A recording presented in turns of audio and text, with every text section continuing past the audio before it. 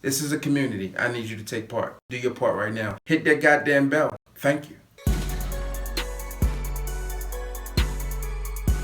All hail the beard, it's your boy Big Beard B, and we back for another edition of Big Beard Business. Today's topic is quick beard tips to prevent and fix your patchy beard. Man, the patchy beard has been a problem for many of our bearded brethren out there in the bearded community, but I am here to help. Have no fear.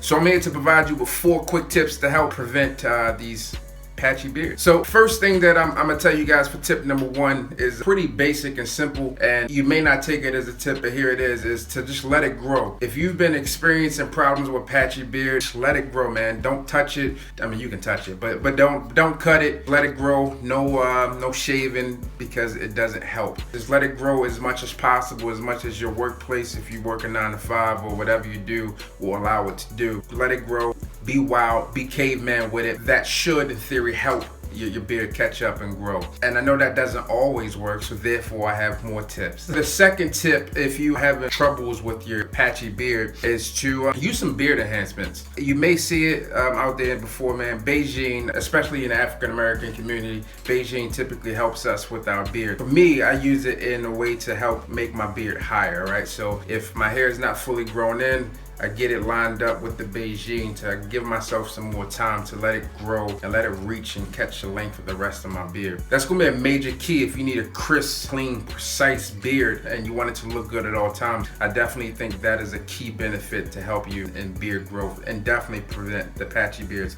Now, I don't typically have to use it in this way, but you can also use it to fill in the patchy portions of the beard if you need to be something quick, if you're doing something that requires a photo shoot, etc. Or you just want it to look good. You can definitely use the Beijing to fill that in. Pro tip when you're using Beijing, make sure that you find someone that has ninja-like skills in getting your lines crisp, because you don't want to walk around looking like you just color Sharpie all over your face. You know, I want to prevent you from walking through the mall being the butt of everyone's jokes. It's a very possible reality when it's done incorrectly. When Beijing is done right, it's done right. When it's done wrong, it's done wrong.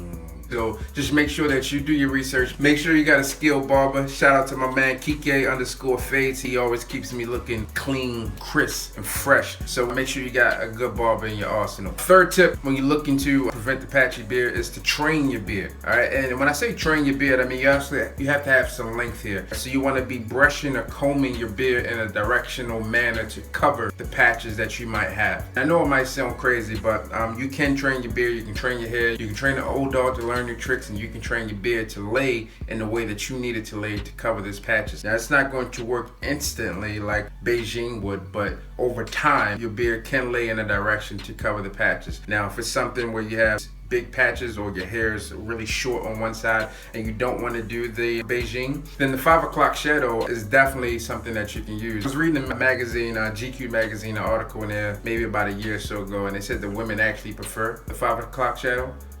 My woman prefers my beard. Alright, and then my 4th and final tip for preventing and fixing a patchy beard, it's probably the most lengthy out of everything that we've discussed so far, but from the feedback that I've been getting, it's actually a proven product and it will help you out, is using minoxidil in those areas. So if you're having a problem with the patchy beards, the minoxidil, I'm hearing that it's going to be best in the foam version to fix those problematic areas. It's probably going to be about 3 months before you start to see the results, but results nonetheless. So those are my 4 tips for you to prevent and fix your patchy beard. So I hope these tips work out for you. It's your boy Big Beard B, and I need you to tell a friend that we back again, because I'm here doing this for you. If you don't come visit me when I do these videos, then I'm here by myself, and that's not what we do. This is a community. I need you to take part. Do your part right now. It's your boy Big Beard B. Hit that goddamn bell. Hit that goddamn bell. Hit that goddamn bell. Thank you.